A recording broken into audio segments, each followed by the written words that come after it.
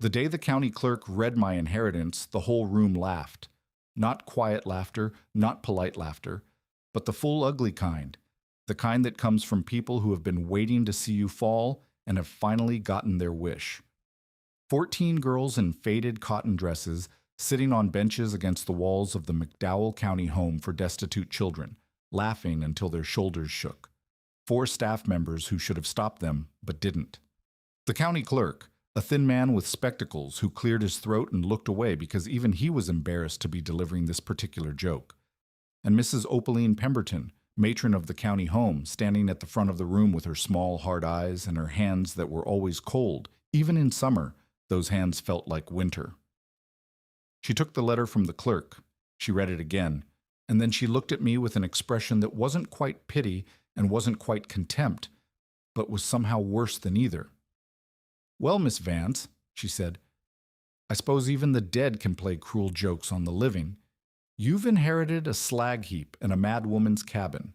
The county thanks you for no longer being our burden." The laughter swelled. I was 15 years old. My father had died in the Monongah mine disaster when I was 8. 362 men killed in a single morning, the worst mining disaster in American history. My mother held on for 2 more years before the influenza took her too, and then I belonged to no one. 8 months with my father's brother Vernon, who drank through his wages and couldn't look at me without seeing the brother he'd lost. 4 months with the Sutton family, who needed a girl to mind their 6 children, but didn't need that girl's opinions about anything. 5 months with the widow Harkins, who called my questions about coal morbid, given what happened to your father, and my habit of reading by lamplight a waste of good kerosene. And finally, 2 years in this place, the McDowell County Home for Destitute Children, where Mrs. Pemberton ran a tight ship and considered curiosity the first symptom of ingratitude. I had $1.35. I had 3 books on mine engineering I'd stolen from the donation pile. I had a canvas suitcase with 2 dresses and a winter coat that no longer fit. And now, according to the county clerk, I had an inheritance. 11 acres of worked-out coal land 7 miles east of Coalwood, West Virginia. A 2-room cabin that the letter described as structurally compromised, the remains of an abandoned strip mine, and the local reputation that came with it, because the property had belonged to a woman the whole valley called crazy. A woman who had lived alone for 30 years, digging holes beneath her own cabin, buying coal in huge quantities but never seeming to burn it. A woman who had died 3 years earlier in a cabin that was somehow still warm, even though the stove had been cold for days. People in Coalwood still called the place Mad Mira's grave. The mining company had stripped the land in the 1890s and declared it exhausted. They sold it for $12. $12 for 11 acres. That's how worthless everyone knew it was. And now it was mine. The laughter continued. The girls were pointing now. Mrs. Pemberton was already folding the letter, already filing me away as someone who would be back within the month, begging to be readmitted. The county clerk was gathering his papers. But I wasn't listening anymore. Because when Mrs. Pemberton said coal land, something happened in my chest. Something flickered and caught and started to burn. My father had died in a coal mine. I had spent 3 years stealing books about the thing that killed him.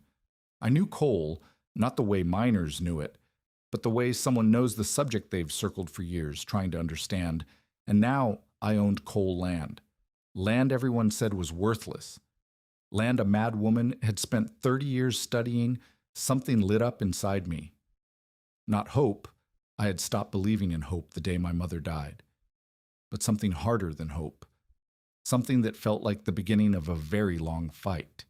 If you want to find out what a 15-year-old orphan with 3 stolen books and a dead woman's cabin discovered beneath her own floor, how she turned 11 acres of slag into the only warm place in a valley that was freezing to death, then subscribe to this channel and tell me in the comments where you're watching from.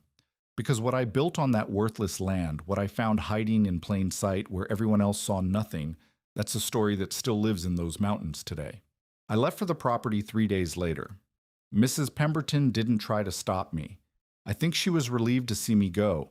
One less mouth, one less cot, one less girl with too many questions. I carried everything I owned in a canvas suitcase, 2 dresses, a winter coat that no longer fit, my father's work gloves, and 3 books on mine engineering I'd stolen from the donation pile. $1.35 in my pocket. That was the sum total of Cora Vance. The road to Colwood was 7 miles of packed dirt and wagon ruts. Beyond Colwood, the road to my inheritance was something else entirely. The first 4 miles weren't bad. The track followed the creek, winding between ridges that rose on either side like walls. Company houses lined the road near town, small, identical, painted the same shade of company gray. Miners' wives watched me pass from their porches. A few nodded. Most didn't. A girl walking alone with a suitcase was either trouble or fleeing it, and either way, not their concern. Past the company houses, the road narrowed. The packed dirt gave way to wagon ruts, then to a footpath, then to something that might have been a path once but had surrendered to scrub brush and shattered slate. The last quarter mile, I walked through what looked like the aftermath of a war, the land stripped and scarred from surface mining, piled with slag and rusted equipment, choked with locust saplings growing from cracks in the rock. No birdsong. That was what I noticed first.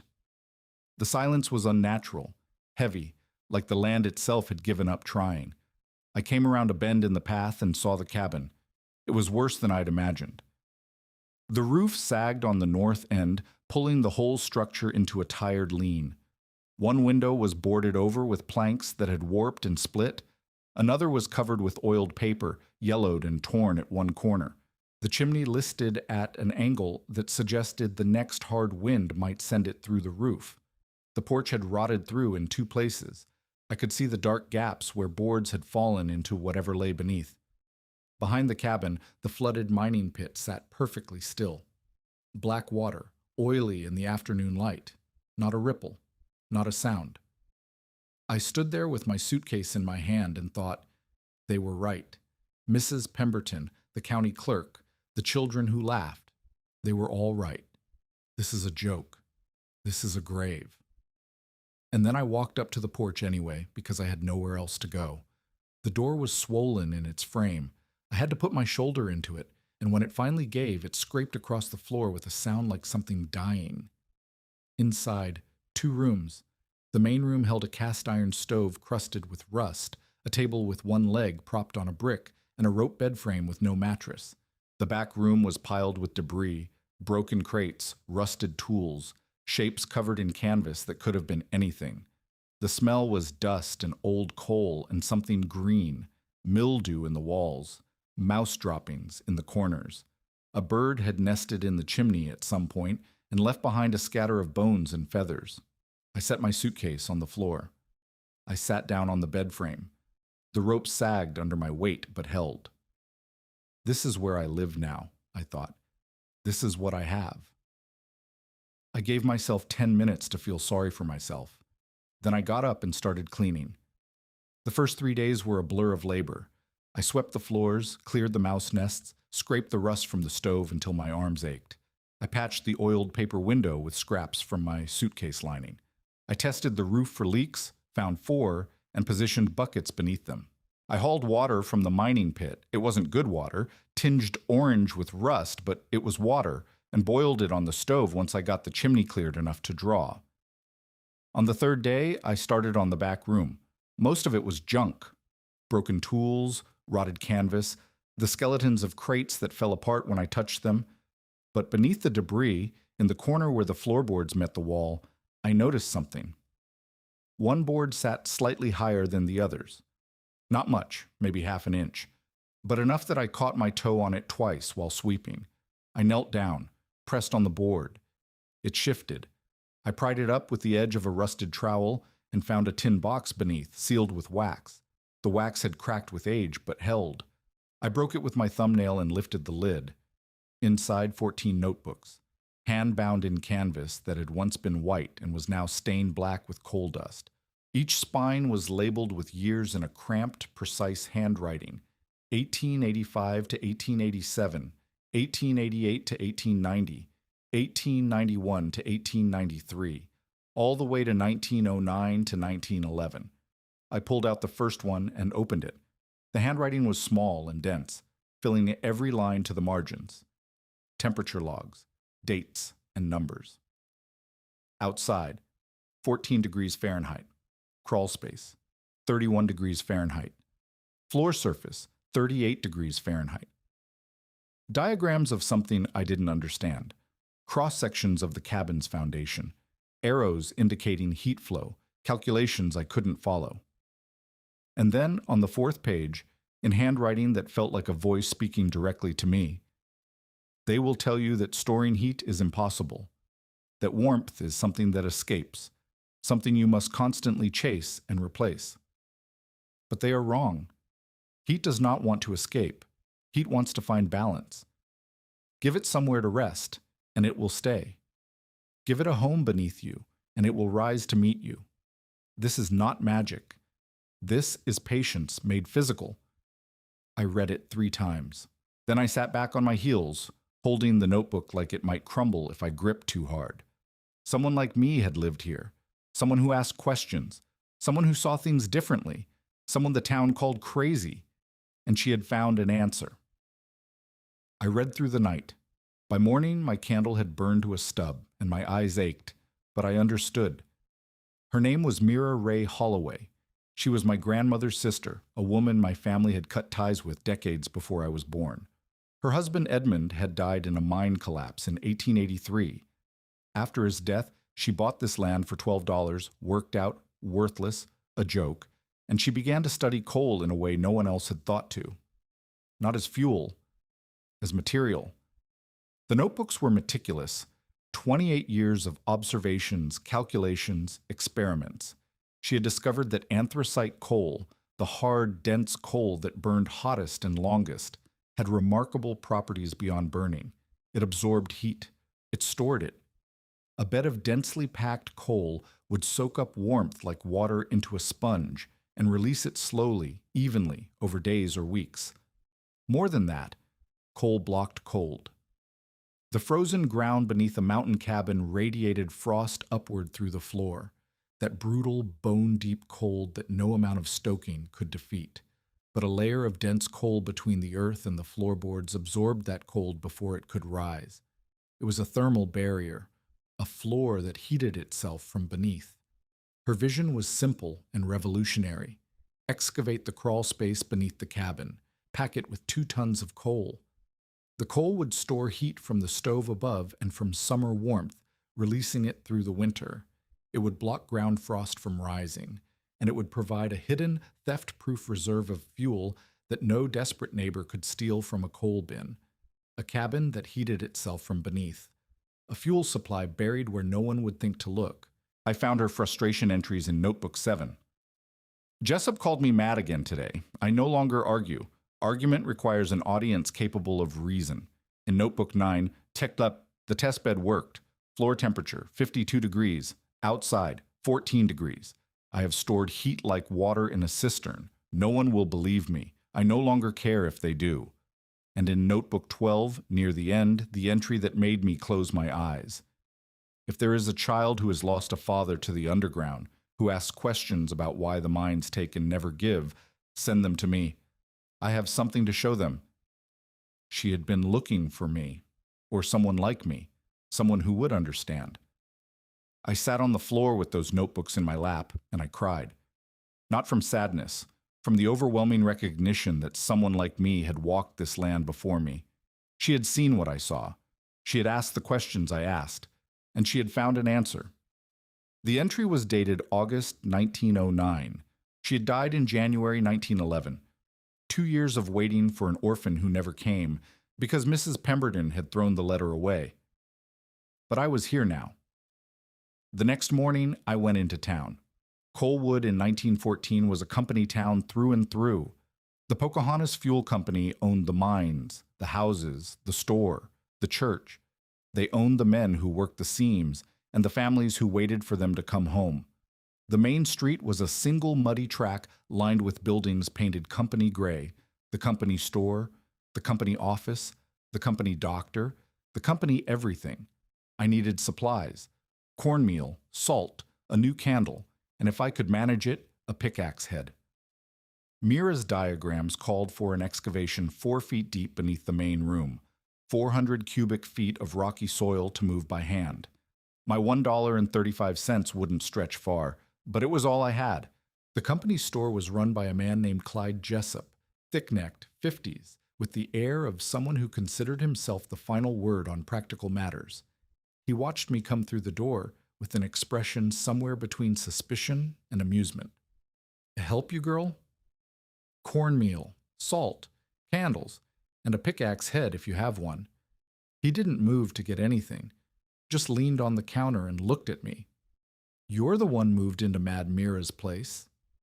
"It's my place now. I inherited it." Inherited. He said the word like it tasted sour. 11 acres of slag and a cabin that'll fall down by Christmas. Some inheritance. "I'll take the cornmeal and salt." He got the supplies slowly, making a show of weighing and measuring. When I asked again about the pickaxe head, he shook his head. "What do you need a pickaxe for?" "Excavation." "Excavation." He laughed. Not a mean laugh exactly, but not kind either. "Girl, you're out there digging holes like your aunt did, burying coal in the dirt like a dog with a bone. That's not heating, that's waste. Mira was touched in the head, and you're going the same way."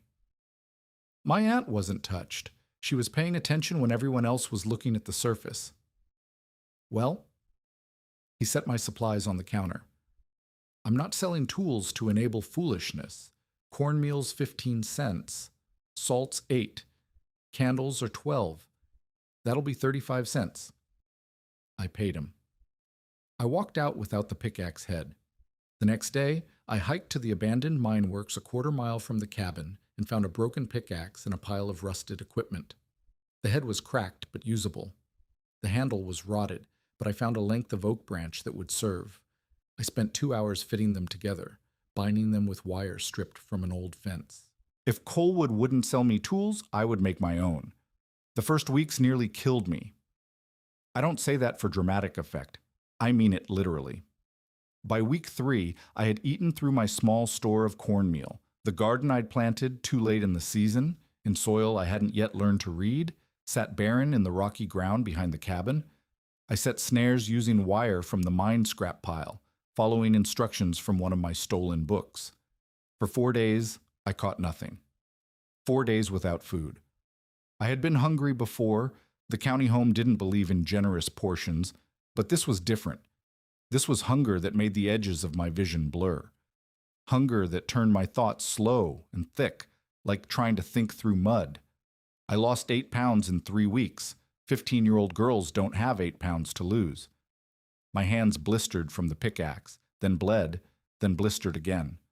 I wrapped them in strips torn from my spare dress and kept working. The excavation grew inch by inch. I measured my progress in buckets of rocky soil hauled out through a gap in the floorboards. Week 1, 20 cubic feet. The diagrams called for 400. On day 18, I sat on the porch as the sun went down and looked at the road that led back to Colwood. 7 miles to town. From there, the county home was another 12. I could walk it in a day if I started early. I could tell Mrs. Pemberton I had been wrong. She would make me beg.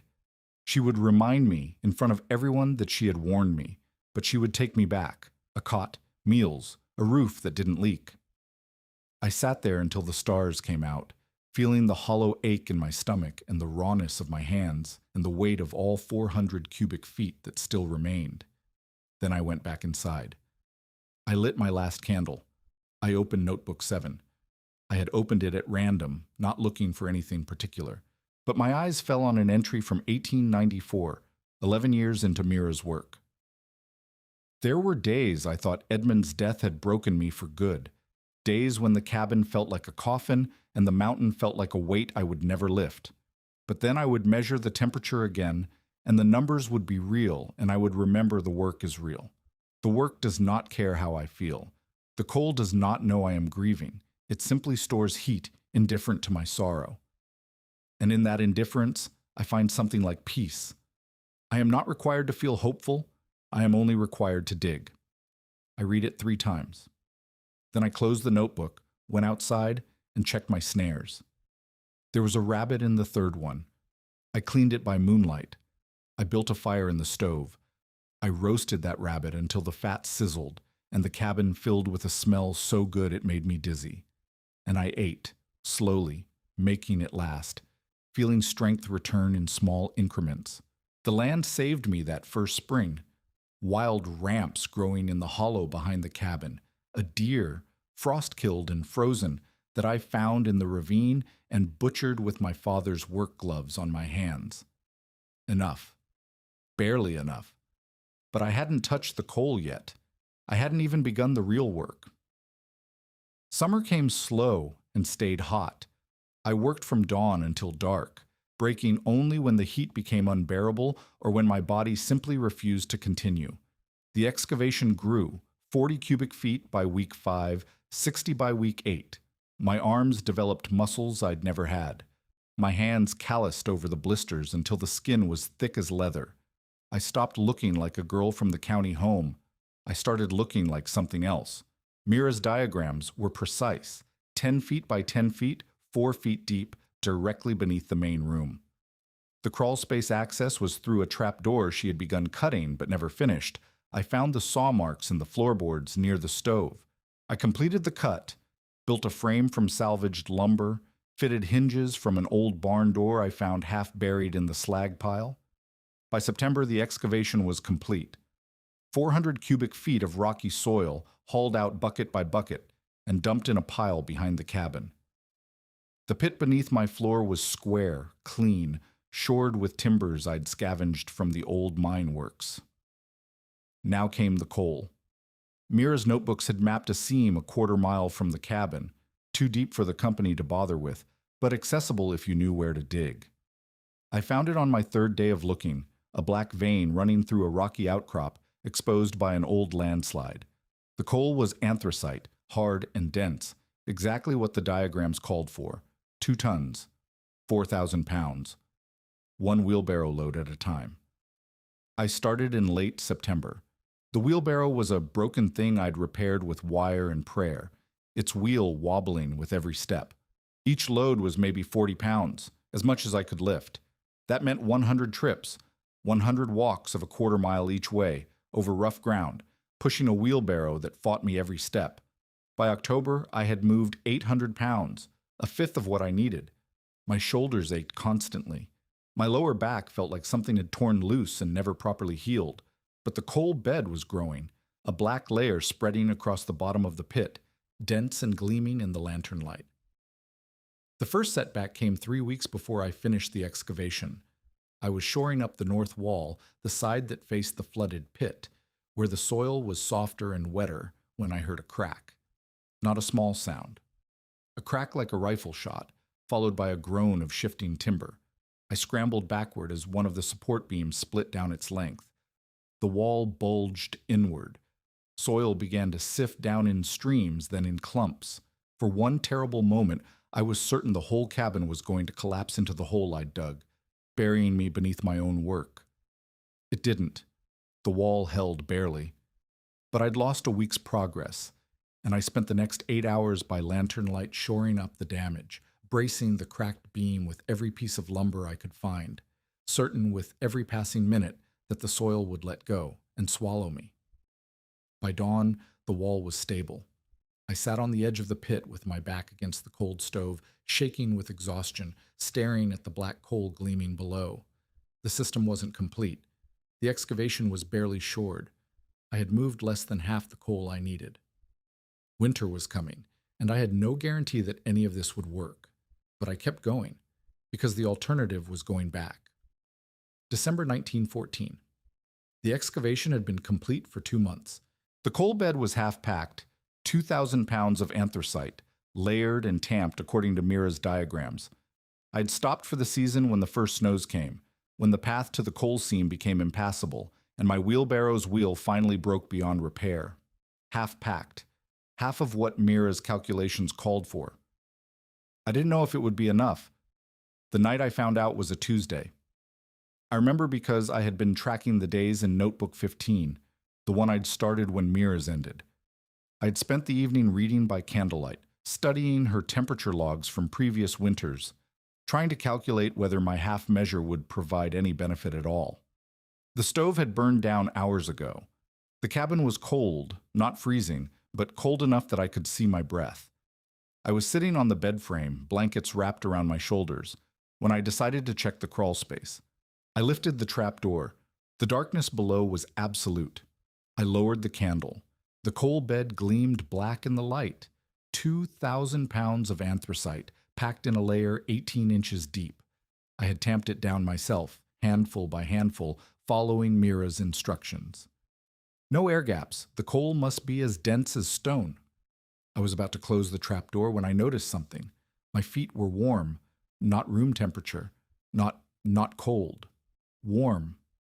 I was standing on the floorboards next to the open trap door, the stove cold behind me, the cabin temperature hovering somewhere around 40 degrees, and the floor beneath my feet was warm.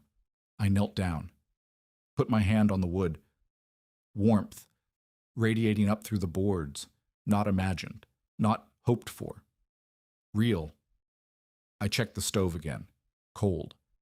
The fire had been out for hours. I moved to the center of the room where the coal bed was thickest, knelt, pressed both palms to the floor. The wood was warm, not hot, warm like something alive, like the floor was breathing. I stayed there for 10 minutes, feeling the heat rise through my hands. I had stored heat. Mira was right.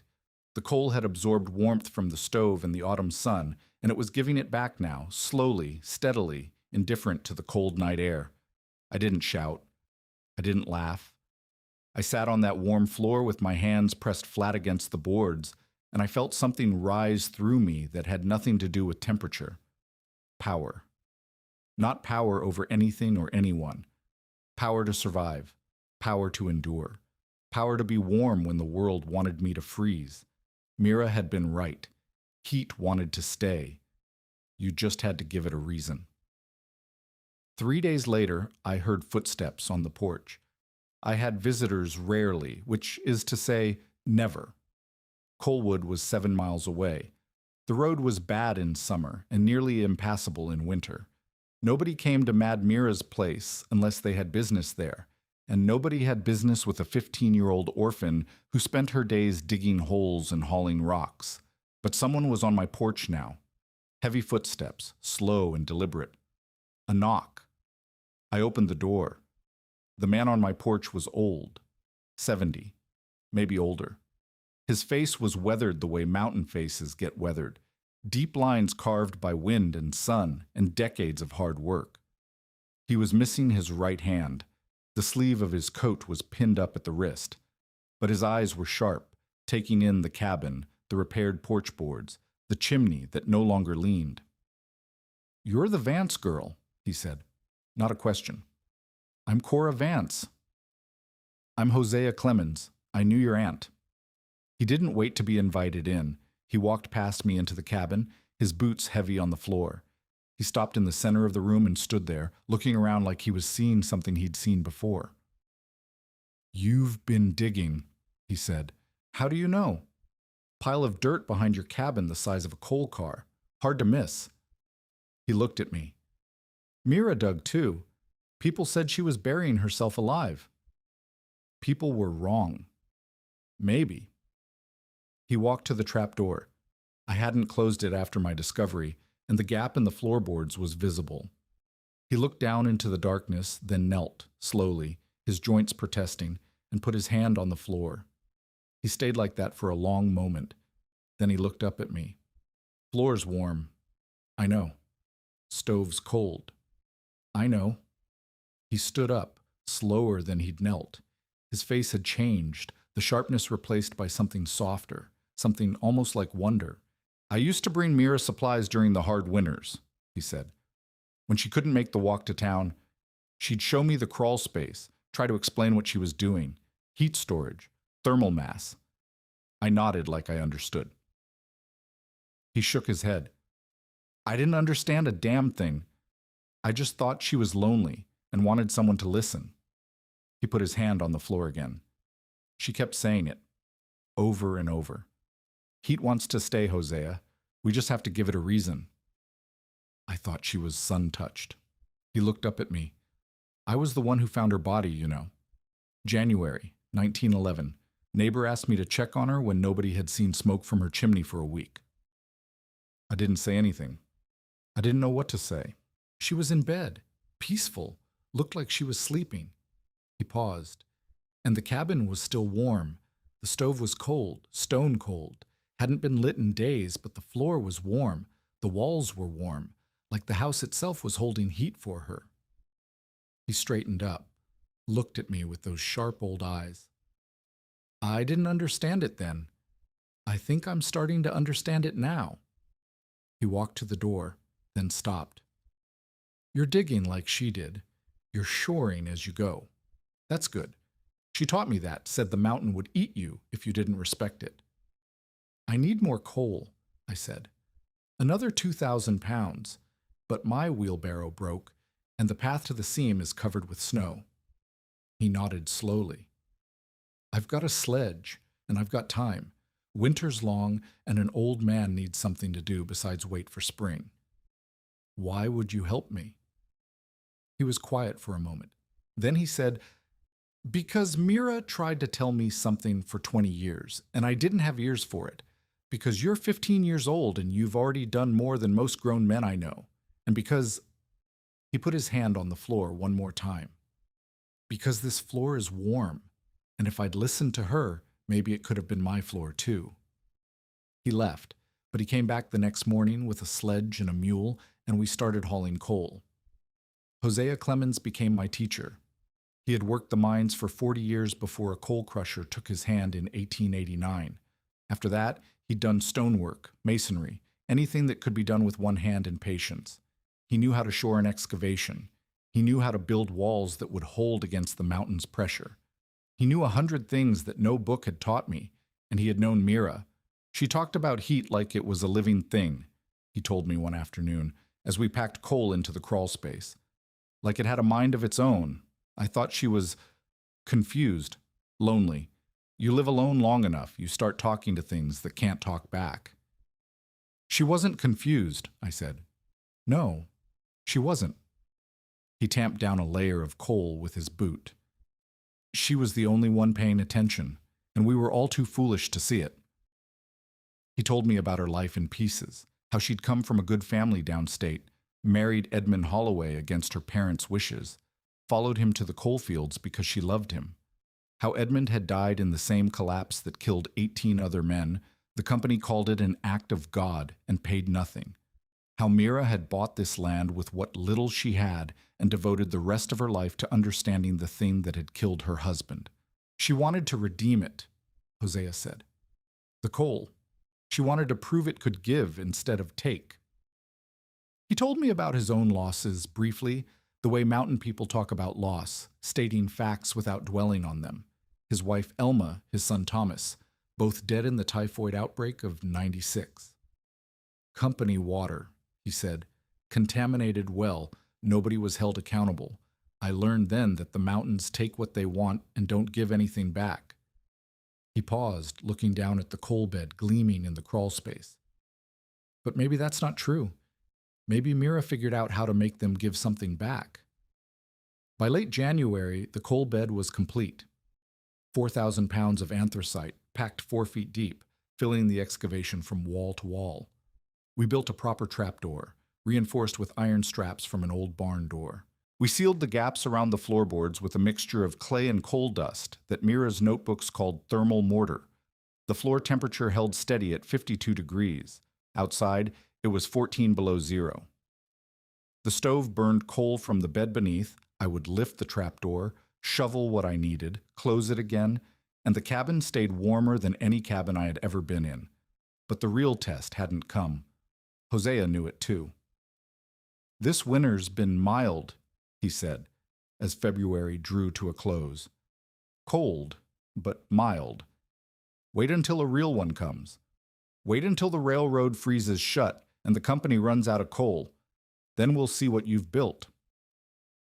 He came every day that spring, taught me how to repair the roof properly, how to build a root cellar that used the same thermal mass principles, how to read the grain of wood and the weight of stone. His lungs rattled when he breathed, a wet sound that got worse when the weather was damp. He moved slower every month, But he kept coming. "I've got time," he said, when I asked if he should rest. "More time than I know what to do with. Might as well spend it on something that matters." The spring thaw came in March. The snow melted. The road to Colwood became passable again, and I started to think about what came next. The system worked, but no one knew it except me and a 71-year-old man with one hand and bad lungs. The cabin was warm, but I was still alone on 11 acres of slag that everyone in the valley called Mad Mira's grave. I had proven something, but proving it to yourself is different from proving it to the world. And the real test, the test that would vindicate Mira, vindicate me, vindicate every hour I'd spent hauling coal and shoring walls and pressing my hands to warm floorboards in the dark, that test hadn't come yet, but it was coming. I didn't know it then, but the worst winter in 50 years was less than 3 years away. That spring and summer, Hosea taught me everything his one hand knew. We rebuilt the porch first. He showed me how to read a board before cutting it, where the grain would hold, where it would split. He taught me to measure twice because the wood doesn't give second chances. We tore out the rotted planks and replaced them with lumber salvaged from an abandoned company building 3 miles down the valley. By June, the porch was solid enough to hold a loaded wagon. The roof came next. Hosea couldn't climb anymore. His lungs wouldn't allow it. But he stood below and called instructions while I scrambled across the sagging timbers. "Too far left, no. Too far right, there." That's where the rot starts. We patched the holes with tar paper and salvaged shingles. We rebuilt the chimneys flashing so it wouldn't leak. By the time the summer rains came, the cabin kept them out. His skill was masonry, and he gave it to me piece by piece. How to mix mortar that would hold against frost heave. How to build a foundation wall that wouldn't shift. How to read the stress in a stone and know where it would crack before it cracked. "Your aunt learned from books," he said one afternoon, as we built a low wall around the garden plot. Nothing wrong with that. But books can't teach you how stone feels under your hands. Can't teach you the difference between a rock that wants to be a wall and a rock that wants to stay where it fell. He told me more about Mira as we worked. Small things, mostly. The way she'd make coffee too strong and drink it black. The way she'd stop mid-conversation to write something in her notebook, then forget what she'd been saying. The checkerboard she'd kept on her porch, and the games they'd played when Hosea came to visit. "She beat me every time," he said. Not because she was smarter, she was, but that wasn't why. It was because she could see 10 moves ahead. She'd think about a problem from every direction before she made a single move. That's how she figured out the coal. She didn't just experiment. She thought it through first, year after year, until she understood it better than anyone alive. One evening, sitting on the porch as the sun went down, he said the thing I remember most. Mira talked about heat like it was a living thing, like it had a mind. I thought she was sun-touched, but she kept saying, "Heat wants to stay, Hosea. We just have to give it a reason." I never understood until I felt your floor. He looked at me with those sharp old eyes. You didn't just learn what she knew. You're becoming what she hoped someone would be. The second year was building. Spring 1915. I repaired the cabin's foundation wall on the north side using techniques Hosea had taught me. The wall had been crumbling for years, letting cold air seep into the crawl space. I rebuilt it with field stone and thermal mortar, 2 feet thick, solid enough to stop a train. Summer 1915. I expanded the garden. Mira's notebooks had noted something I tested and confirmed. The thermal mass beneath the cabin affected the soil around it. The ground near the cabin stayed warmer than the surrounding earth. First frost in the valley, October 3rd. First frost in my garden, November 8th. 6 extra weeks of growing season. I planted late greens, turnips, winter squash. They thrived. Fall 1915. I built a root cellar using the same principles. An underground room lined with coal-packed walls connected to the cabin's crawl space. The temperature inside held at 48 degrees year-round, cool enough to store vegetables, warm enough to keep them from freezing. The physical toll was constant. My hands stayed rough, the calluses thick as boot leather. My shoulders ached every morning from the digging. I'd lost the soft look of a county homegirl and gained something harder, wiry arms, a weathered face, hands that didn't look like a girl's hands anymore. I was 16 years old and I looked 25. Hosea helped where he could. His bad lungs kept him from heavy labor, but he could still mix mortar, still guide my hands, still see mistakes before I made them. He came every day that summer, walking the 4 miles from his cabin in Colwood, arriving at dawn and leaving at dusk. "You're going to kill yourself," I told him once. "Already dying," he said. "Might as well die doing something useful." Progress markers tracked in Notebook 15. Coal bed, 4,000 pounds packed, 4-foot depth floor temperature, 52 degrees baseline, winter and summer. Growing season extension, 6 weeks, 3 weeks early, 3 weeks late. Coal consumption, 1/3 of comparable cabins. Root cellar capacity, 400 pounds of produce. Cabin repairs, roof, chimney, porch, foundation wall, complete. The numbers were good. The system was working. But Colwood still thought I was crazy. Fall of 1915. The leaves turned and the nights grew cold and I went into town for supplies. I'd been going every few weeks now, buying what I needed at the company store. Clyde Jessup still looked at me like I was something between a curiosity and a contagion, but he'd started selling to me. My money was as good as anyone's. The other townspeople were polite but distant. Nobody asked what I was doing out there. Nobody wanted to know. On this particular day, I needed a pickaxe head. My repaired one had finally cracked beyond salvage. I walked into Jessup's Hardware with cash in my pocket and the intention of spending it. Clyde was behind the counter, same as always. But this time, he wasn't alone. There was a man with him, younger, maybe 40, wearing a company suit that marked him as management rather than labor. He had the look of someone who expected to be obeyed. When I walked in, he turned and looked at me with an expression I knew well. Appraisal, calculation. Like I was a piece of property whose value he was trying to determine. "This is her?" the man asked Clyde. "This is her. Cora Vance. Lives out on the Holloway place." The man stepped forward. "Miss Vance, I'm Roscoe Dellinger, assistant manager at Pocahontas Fuel. I've been hearing interesting things about your property." "Have you?" "The company has reason to believe there may be coal beneath that land, untapped coal. We'd like to conduct a survey." "There's nothing to survey." Roscoe smiled. It wasn't a nice smile. "Now, Miss Vance, I understand your aunt was protective of her privacy, but you're a practical girl. A girl alone on worked-out land through a mountain winter? That's not a situation that ends well. The company would be willing to buy the property for a fair price. Save you the suffering. The land isn't for sale."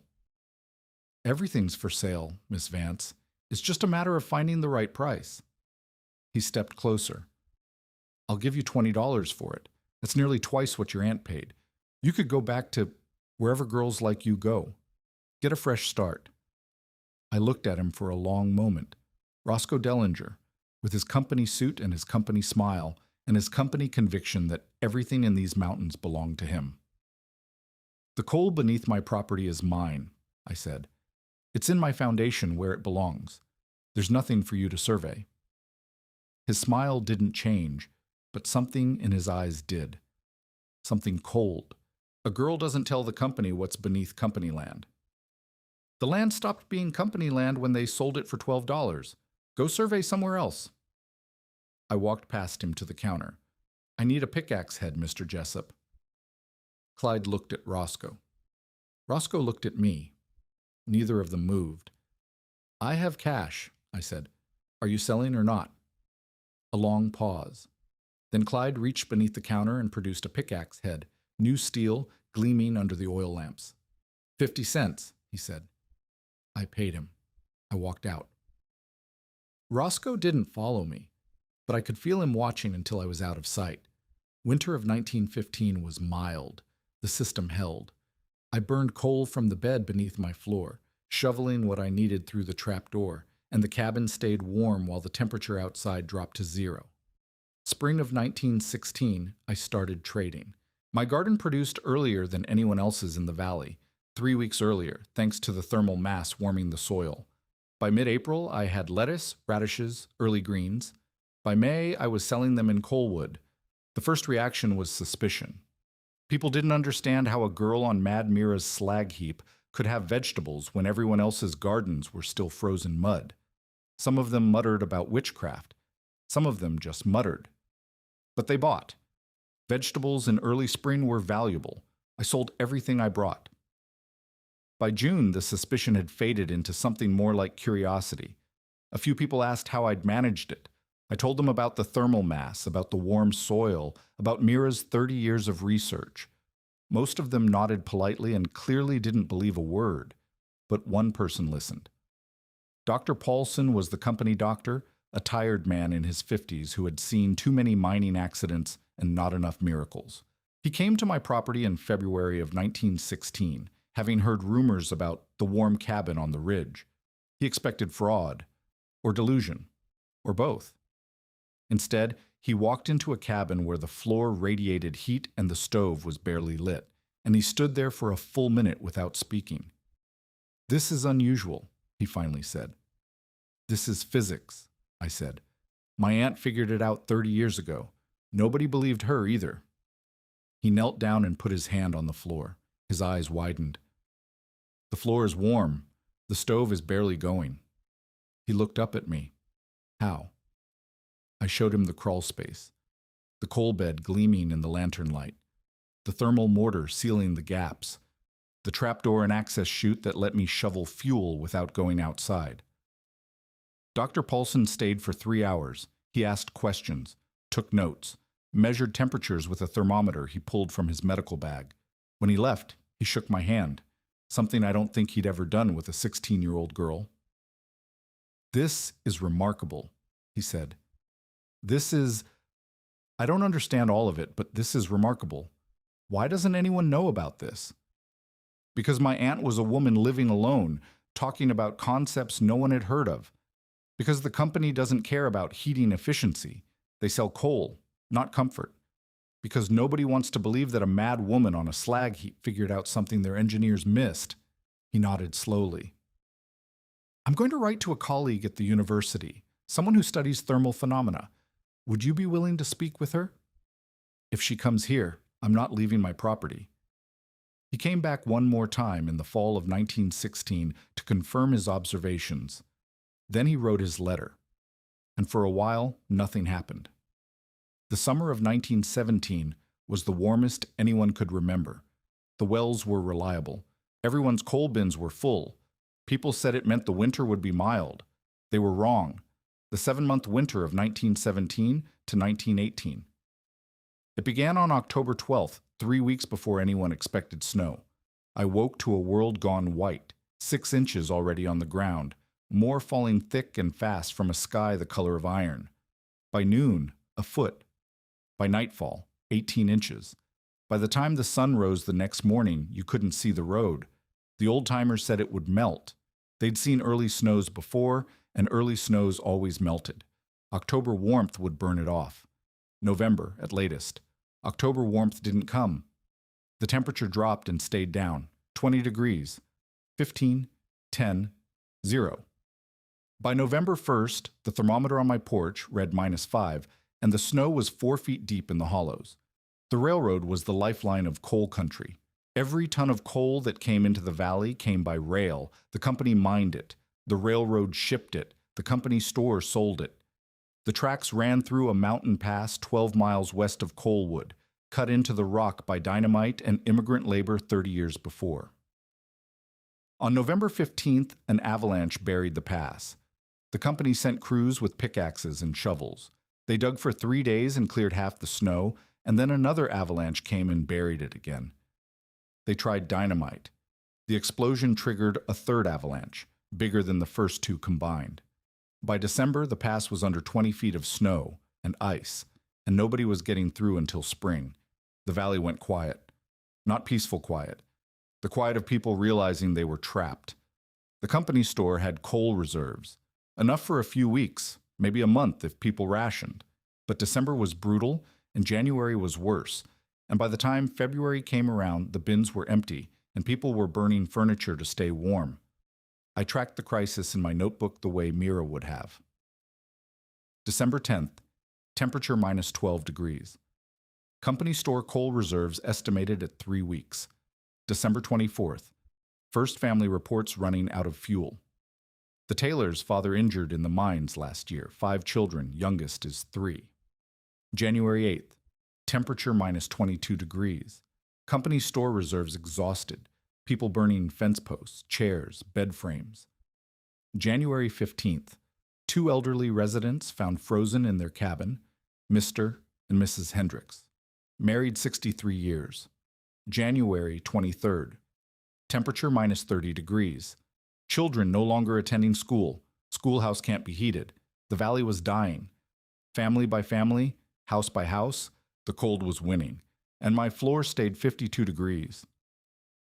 Mrs. Harkins came first. I hadn't seen her in 3 years.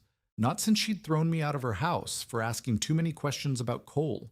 She was older now, thinner, her face carved with lines that hadn't been there before. She came through the snow at dusk on January 26th, carrying something wrapped in blankets.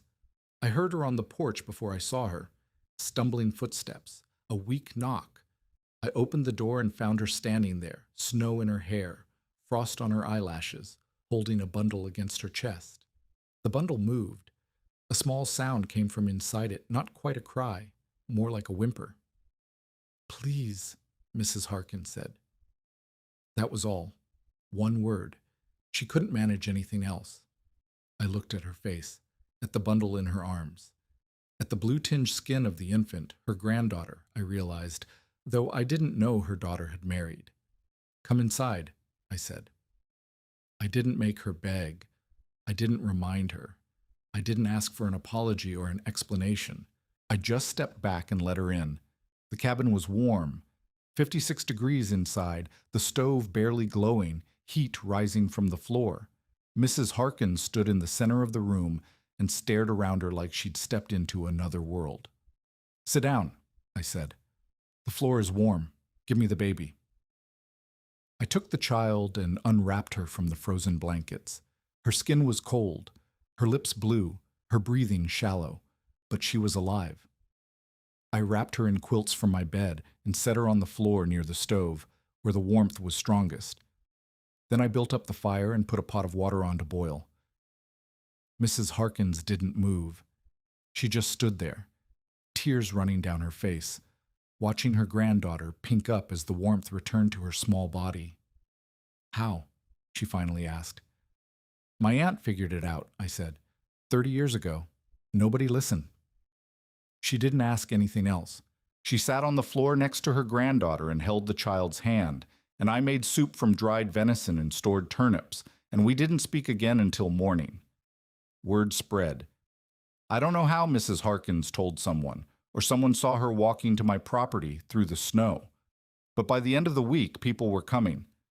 The Taylors arrived first after Mrs. Harkins. The father was still recovering from his mining injury, limping on a leg that had never healed right. His wife carried their youngest, and the older children walked in a line behind them, silent and scared. "We heard you have heat," Mr. Taylor said. He wouldn't meet my eyes. "We can pay. A little. We have a silver candlestick that was my mother's." "Keep your candlestick," I said. "Come inside." Then the Jessup family. Clyde himself, with his wife and his grown son.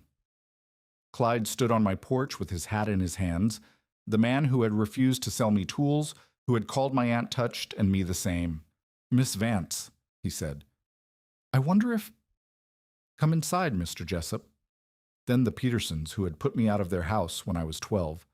The Suttons, who had worked me like a servant and complained when I asked questions. Company families who had walked past me in town like I didn't exist. I let them all in. Hosea watched from the corner, wrapped in a blanket, his lungs too weak for him to do much more than sit and observe. One evening, after a particularly long day of visitors, he caught my eye. "Half these folks would have let you die," he said quietly. "The widow Harkins threw you out when you were 12 years old." I was stoking the fire, adding coal from the trapdoor. I didn't look up. "I know." "Then why?" I closed the trap door, wiped my hands on my apron, looked at him. The heat doesn't know that, Hosea. It just rises. It doesn't ask who's standing on the floor. I sat down across from him. I think that's how I want to be. He was quiet for a long moment. Then he nodded. Your aunt would have said the same thing. I think she did say something like it once. I wasn't listening. You're listening now? I am. He coughed, that wet, rattling cough that had been getting worse all winter. I am. Roscoe Dellinger came in February. Not alone, he came with 2 company men, both of them carrying empty coal bags. They arrived at midday, walking through the snow in boots that cost more than most miners made in a month. I was on the porch when they arrived. The cabin behind me was crowded with 3 families warming themselves by the stove. I didn't invite Roscoe inside. Miss Vance, he said. His company smile was gone. His face was red from cold and something else. Anger, maybe, or the particular bitterness of a man forced to ask for help from someone he'd dismissed. Mr. Dellinger. The company requires coal. We're prepared to pay a fair price. I'm sure you are. He stood there, waiting for me to name a figure, to bargain, to gloat. How much do you need? I asked. He blinked. Whatever he'd expected, it wasn't that. 200 pounds. To start. The company offices. Take 300. The company offices have bigger rooms. 300 should hold you until the thaw. I charged him the same rate the company store charged everyone else, fair market price for coal in winter. He paid without haggling. He took the coal without thanking me. He left without looking back. But he never bothered me again. Mrs. Pemberton came last. It was late February. The snow was still 4 feet deep, but the worst of the cold had broken, temperatures hovering around 0 instead of 20 below. I was alone in the cabin. The families who had sheltered there had returned to their own homes now that the crisis was easing. I heard the footsteps on the porch and knew somehow who it would be before I opened the door. She was smaller than I remembered, thinner. Her hands, those cold hands that I remembered from 2 years of carefully measured meals and confiscated books, were shaking. She was alone. She had walked the 7 miles from Coalwood through the snow, and she looked like the walk had nearly killed her. Miss Vance, she said, I wonder if I might...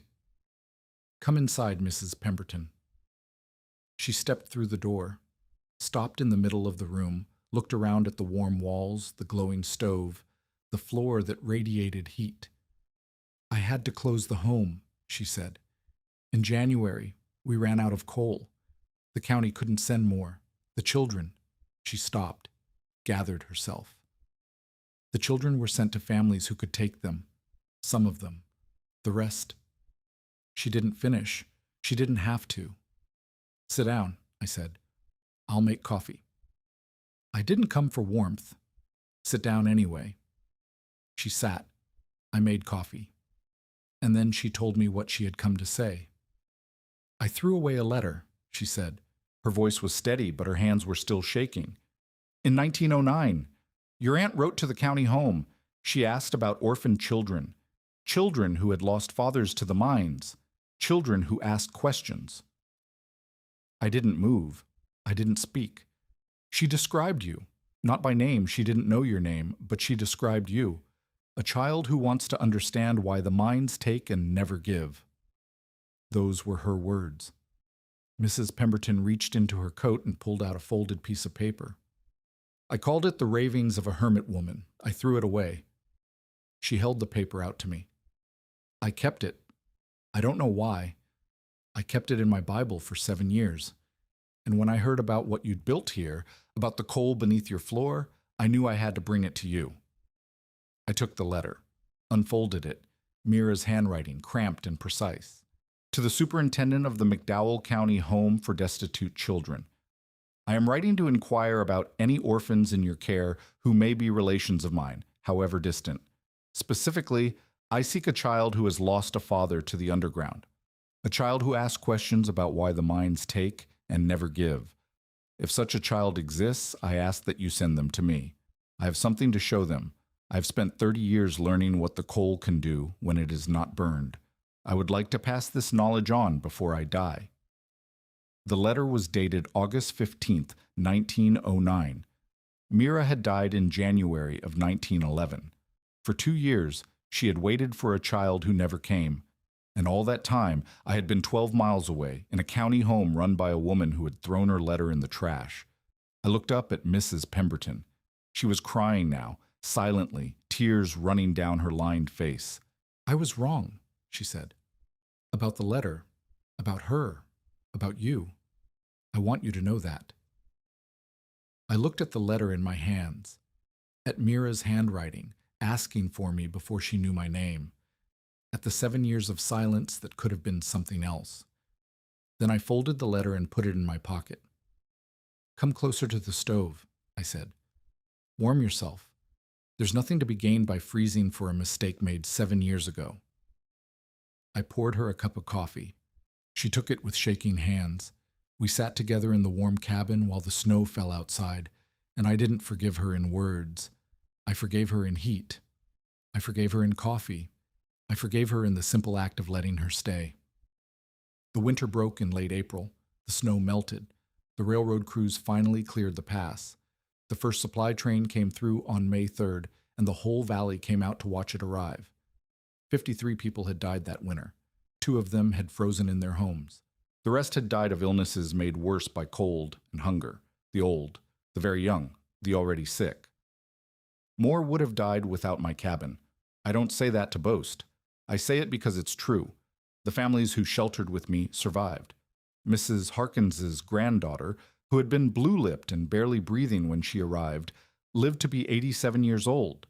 I met her once, decades later. She didn't remember the night her grandmother had carried her through the snow, but she remembered the warm floor. Hosea died in September of 1918. I found him on the porch, sitting in the chair where he always sat for our evening coffee. The cup was still warm on the railing. His eyes were closed. His face was peaceful. His lungs had been coal-black for years. We both knew it was coming, but knowing doesn't make it easier. I sat with him until dark. I didn't cry. Hosea would have hated that. I talked to him instead, told him about the fall colors coming in on the ridges, about the family from Kentucky who was coming next week to learn the thermal mass technique, about the letter from the university professor who wanted to visit in the spring. Then I went inside and wrote in my notebook. Hosea Clemens died today. He was the first person who believed in me who wasn't already dead. I buried him beside his wife, Elma, in the Coalwood Cemetery. I planted mountain laurel on the grave. At the service, I didn't speak. I just read a paragraph from Mira's notebooks, the one about heat wanting to stay, about giving it a reason.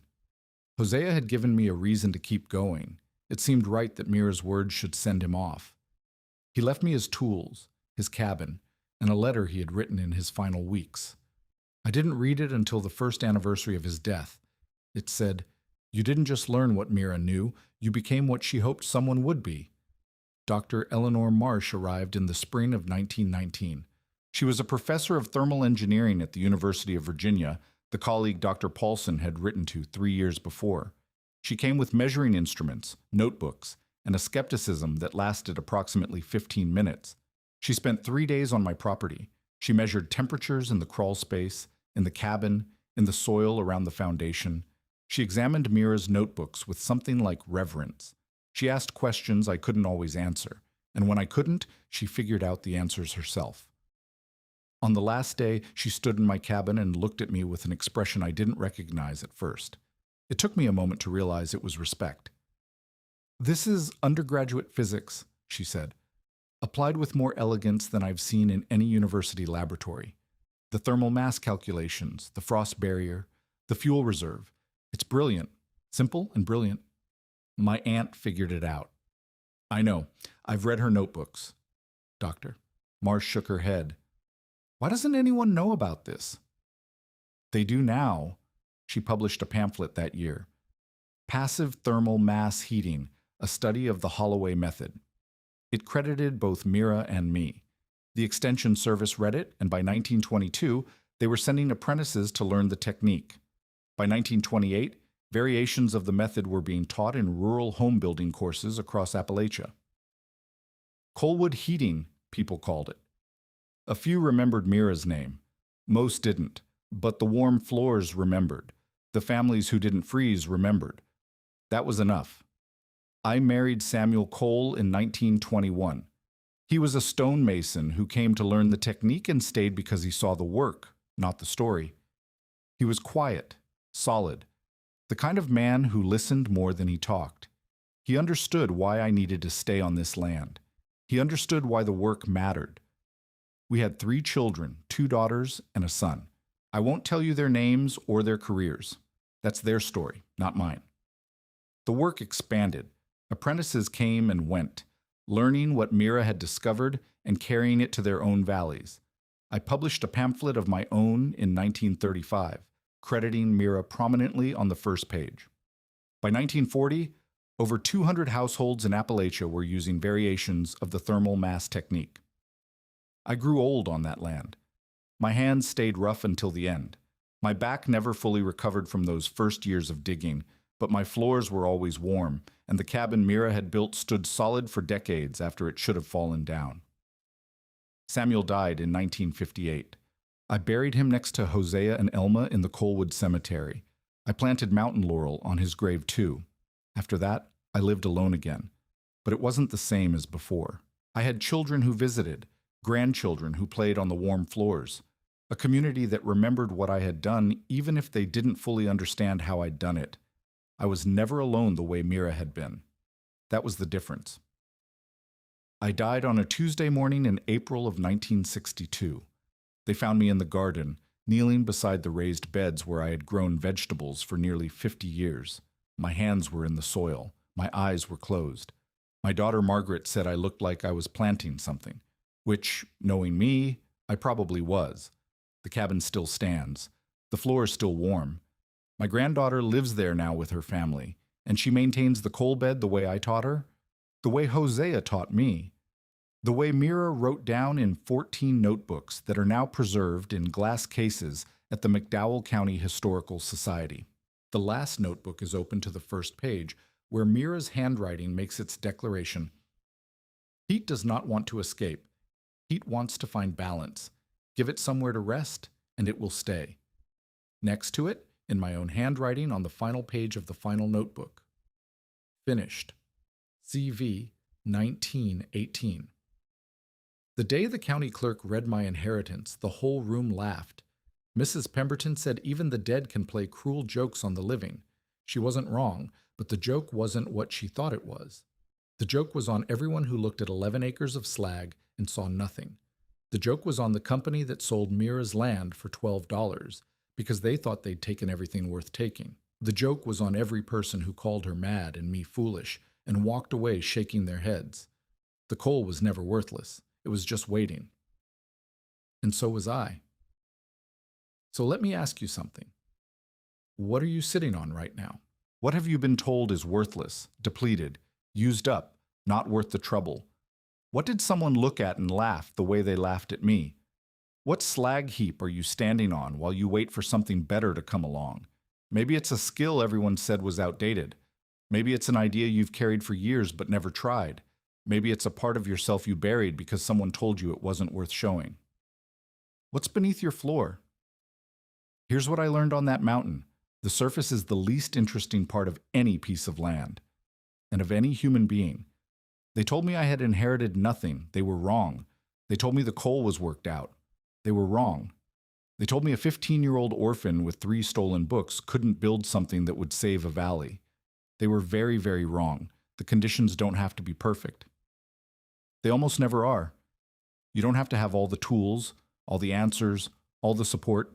You just have to start digging. Heat wants to stay. Value wants to be found. You just have to give it a reason. If this story moved something in you, if it made you think about your own slag heaps and sealed doors and worthless inheritances, hit subscribe for more stories about ordinary people who built extraordinary lives out of the nothing they were given. And then go home. Look at what you're standing on. Look at what everyone else has written off. Your floor is cold, but it doesn't have to stay that way. Start digging.